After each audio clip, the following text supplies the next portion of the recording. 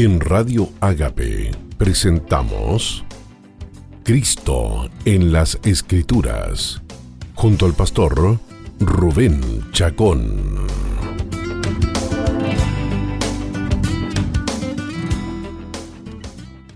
Hola, ¿qué tal amigos y amigas? Bienvenidos a su programa Cristo en las Escrituras.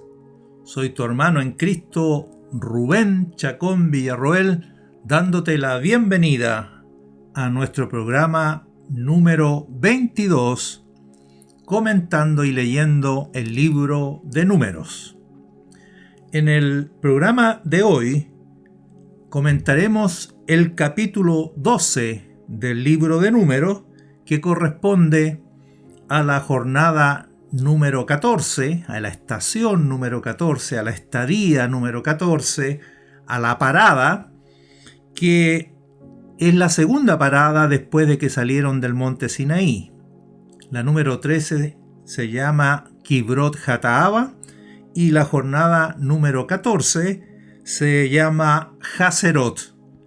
Así que el capítulo 12 es un capítulo corto, solo consta de 16 versículos y estaremos comentándolo a partir de este momento. Digamos entonces lo siguiente al respecto. Después del éxodo de Kibrot Hataava, los hijos de Israel llegaron a Hazerot y allí acamparon. Era la segunda estación desde la salida de Sinaí y la segunda parada en el desierto de Parán.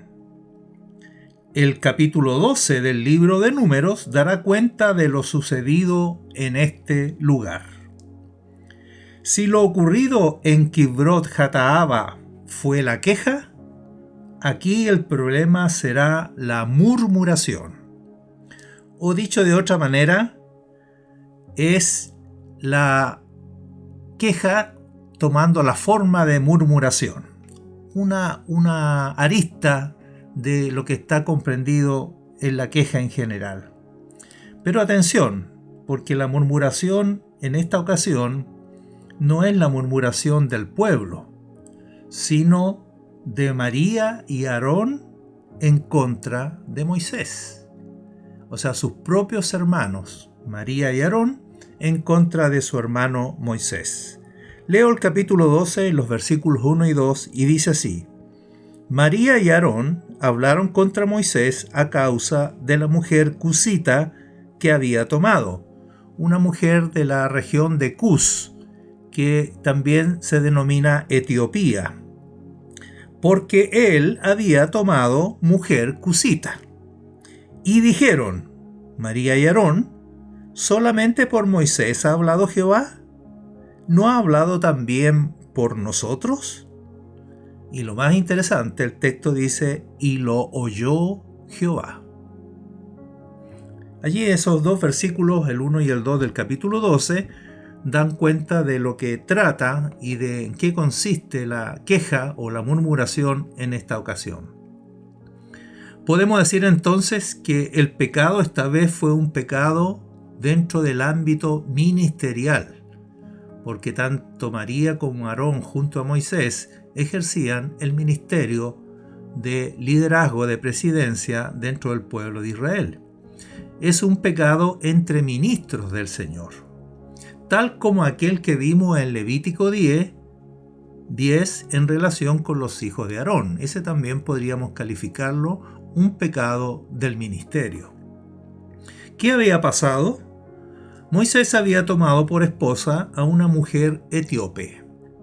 Literalmente dice el texto bíblico mujer cusita. Ya dijimos que cusita viene de Cus. Es muy probable que la acción de Moisés estuviera muy equivocada. Vamos a suponer que el hecho que Moisés haya tomado por esposa a una mujer etíope estuviera equivocada, esa acción fuera un error. Sin embargo, María y Aarón usaron el error de Moisés para desconocer su posición ministerial. Aquí está lo que necesitamos discernir con precisión. La conducta de Moisés podría estar, repito, equivocada. Sin embargo, usar ese error conductual o ese pecado en su conducta para descalificarlo ministerialmente, eso es otra cosa. ¿Y cómo lo hicieron? Dijeron, ¿solamente por Moisés ha hablado Jehová? ¿No ha hablado también por nosotros? Ya leímos el capítulo 12, versículo 2. Qué común es este pecado y qué grave equivocación. ¿Por qué digo esto? Porque este juicio supone que la legitimidad del ejercicio ministerial depende de una conducta intachable. Es decir, como Moisés no presentó una conducta intachable, entonces eso ameritaba que nos daba el derecho de descalificarlo ministerialmente. En eso consiste este error. Pero la mayoría de nosotros piensa así. Así que hagamos la pregunta, ¿acaso no es así? ¿Que la base del ministerio es la conducta del ministro? Según la mayoría de nosotros, sí. Pero parece que para el Señor, no. Vamos a ver la reacción del Señor si es que el Señor encontró legítima la descalificación que hicieron de Moisés, Aarón y María. Es cierto que todo ministro del Señor debe procurar servirle respaldado de una conducta irreprochable. Eso no está en juego, eso no está en duda. A fin de que, como dice Tito 2:10, a fin de que el ministro del Señor o el hombre de Dios en todo adorne la doctrina de Dios nuestro Salvador. Repito, todo ministro del Señor debe procurar servirle respaldado de una conducta irreprochable. Pero en ningún caso esto significa que nuestra posición ministerial dependa de nuestra conducta, por muy santa que ésta sea. ¿Te imaginas que fundamentes tu servicio al Señor basado en tu conducta intachable? Nuestra posición ministerial está dada por la exclusiva gracia de Dios. Es por ella que somos lo que somos. Es el Señor mismo el que ha dado a algunos el que sean apóstoles, a otros profetas, a otros evangelistas, etc. Y así como ninguno de nosotros obtuvo su posición ministerial a través de una buena conducta, así tampoco la pierde por una mala conducta. Por lo demás, si así no fuese, pregunto, ¿quién podría entonces permanecer de pie? Levanten la mano todos aquellos que me están escuchando que creen que tienen una conducta intachable por la cual fundamentar su posición ministerial. María y Aarón tenían todo el derecho de corregir a Moisés en su posible mala conducta, que entre paréntesis la Escritura no deja en claro si fue un error, si fue un pecado o no. Pero estos, Aarón y María, no tenían ningún derecho de descalificarlo ministerialmente. La conducta no es terreno firme para fundamentar el servicio al Señor. La conducta y el ministerio corren por caminos paralelos, pero no se tocan. Que una conducta santa debe acompañar al ministerio es algo que nadie debiera poner en duda. No obstante, ambas cosas están separadas. Deben ir juntas, pero no están relacionadas. Corregirnos mutuamente es un derecho de todos en el cuerpo de Cristo.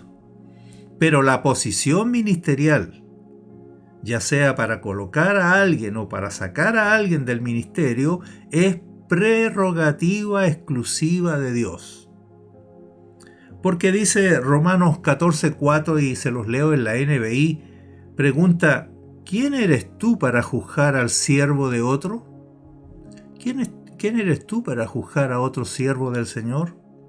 Que se mantenga en pie ese siervo o que caiga es asunto de su propio Señor, no tuyo ni mío. Entonces, siguiendo con el relato bíblico, comparecieron ante el Señor a la entrada del tabernáculo María, Aarón y Moisés, donde Dios tuvo una conversación con los dos primeros. Delante de Moisés conversó con María y Aarón. El Señor les mostró entonces la posición única y especial que tenía su siervo Moisés. Fíjese, voy a leer Números capítulo 12, versículo 7. Dios dice de Moisés: con él hablo cara a cara, y claramente, y no por figuras. Y él contempla la apariencia de Jehová. Estoy leyendo capítulo 12, versículo 8, que se los quiero también leer en la NBI. Dice: cuando un profeta del Señor se levanta entre ustedes, yo le hablo en visiones y me revelo a él en sueños. Pero esto no ocurre así con mi siervo Moisés, porque en toda mi casa él es mi hombre de confianza. Con él hablo cara a cara, claramente y sin enigmas. Él contempla la imagen del Señor. ¿Cómo se atreven a murmurar contra mi siervo Moisés? Moisés había sido levantado para ser un tipo de Cristo, y como tal era fiel en toda la casa de Dios. Por supuesto, hay diferencia entre el hombre y el tipo. Ya hemos tocado esto en el programa anterior. Y María y Aarón podían perfectamente tratar con el hombre, como ya advertimos anteriormente. Pero María y Aarón no supieron separar ambas cosas y recibieron por ello la reprensión del Señor. ¿Cuál es la reprensión? ¿Por qué pues no tuvisteis temor de hablar contra mi siervo Moisés? Encendido en su ira, Jehová se retiró de ellos, y he aquí María estaba toda leprosa. Aunque los que habían pecado eran María y Aarón, y ambos habían recibido la reprensión del Señor, solo ella sufrió el castigo. ¿Por qué habrá sido esto? María era la hermana mayor de los tres hermanos. Probablemente porque en esa época, además, de que era la mayor, probablemente, dadas las condiciones culturales de la época, era más grave si la murmuración, la queja y la descalificación venía de parte de una mujer. Moisés, mostrando entonces una nobleza de carácter propia de Cristo, no tuvo entonces problema de interceder por María a petición de Aarón. Ora al Señor por María para que sea librada de la lepra. El Señor le respondió con una metáfora muy fuerte. Comillas: pues si su padre hubiera escupido en su rostro, ¿no se avergonzaría por 7 días? Refiriéndose a esa hija. Sea echada fuera del campamento por 7 días y después volverá a la congregación. Números 12, versículo 14. A juzgar por la comparación, la acción del Señor contra María fue equivalente al escupitajo de un padre hacia su hija, como si el enojo del Señor hubiese sido de tal magnitud que él mismo terminó escupiendo a María en su rostro. Y por 7 días Israel no pudo pasar adelante hasta que María volvió al campamento. Luego, cuando María volvió al campamento después de 7 días, partieron de Hazerot y siguieron atravesando el desierto de Parán, conforme lo dice Números capítulo 12, versículo 16. Este es el incidente de lo que ocurrió en Hazerot. En la parada número 13 fue el pueblo el que se quejó delante de Dios.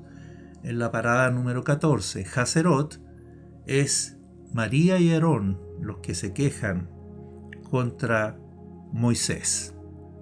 Sin embargo, por confundir los planos, por confundir las dimensiones del Señor, entonces ellos sufrieron una severa reprensión. Amigos y amigas, al cerrar esta cápsula, te invito a que nunca jamás el Señor guarde nuestra boca, el Señor guarde nuestros labios, guarde nuestro corazón y nuestros pensamientos, para nunca descalificar a un siervo del Señor. Para su propio Señor, ese siervo estará en pie o cae. Pero ¿quién soy yo y quién eres tú para juzgar al siervo de un amo que no eres tú, al siervo de otro? Que el Señor nos guarde, porque esto nos librará de esta reprensión que María y Aarón sufrieron de parte del Señor. Con esta oración al Señor, que nuestro corazón sea guardado y nuestros pensamientos para no ofender el nombre del Señor, les deseo un lindo día, una feliz semana, y nos encontramos en nuestro próximo programa. Benditos somos. Chao. En Radio Ágape hemos presentado Cristo en las Escrituras, junto al pastor Rubén Chacón.